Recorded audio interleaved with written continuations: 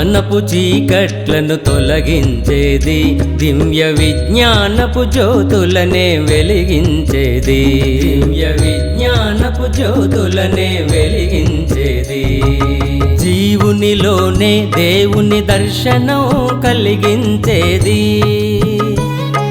జీవునిలోనే దేవుని దర్శనం కలిగించేది. అది ఎంతో మహిమ కలిగిన సద్గురు సన్నిధి, అది ఎంతో మహిమ కలిగిన సద్గురు సన్నిధి. అజ్ఞానపు చీకట్లను తొలగించేది, దివ్య విజ్ఞానపు జ్యోతులనే వెలిగించేది.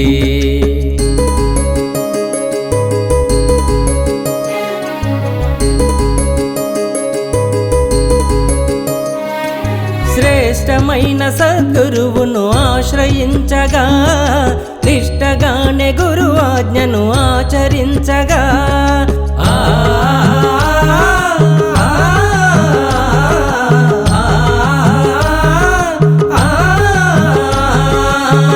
ఇష్టాలన్నీ గురువు కొదలి అనుసరించగా, కష్టాలేవి నిన్నిక బాధింపలేవుగా.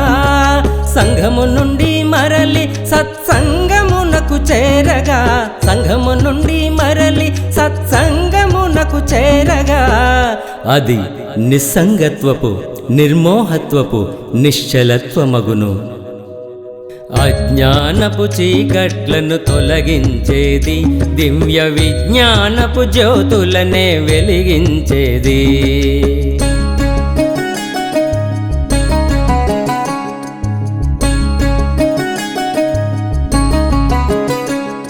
ఉపేక్ష వదలి తక్షణమే దీక్ష బూనరా, షడ్వర్గాల శత్రువులను క్షయము చేయరా.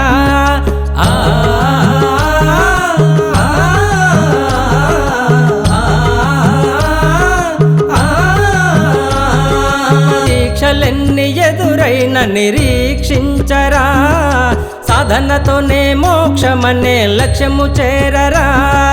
శిక్షణలో క్రమశిక్షణ కలిగిన రక్షణనిచ్చేది, శిక్షణలో క్రమశిక్షణ కలిగిన రక్షణనిచ్చేది. లక్షల జన్మల పాపాలనైనా ప్రక్షాళన చేయునది శ్రీ సద్గురు సన్నిధి.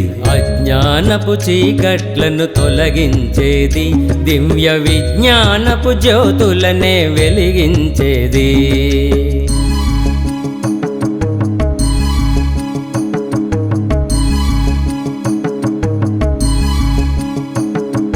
భక్తితోనే భగవంతుని పూజ చేసిన, ఆర్తితోనే పరమాత్ముని కీర్తన చేసిన,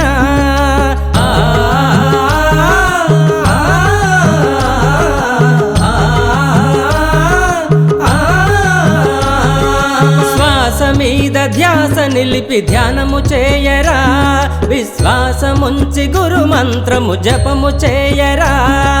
మేలైన మరు జన్మల కొరకే దేవుని పూజలు, మేలైన మరు జన్మల కొరకే దేవుని పూజలు. ఆ దేవునిలోనే ఐక్యం చేసే ఈ ధ్యాన జపములు. అజ్ఞానపు చీకట్లను తొలగించేది, దివ్య విజ్ఞానపు జ్యోతులనే వెలిగించేది, దివ్య విజ్ఞానపు జ్యోతులనే వెలిగించేది. జీవునిలోనే దేవుని దర్శనం కలిగించేది,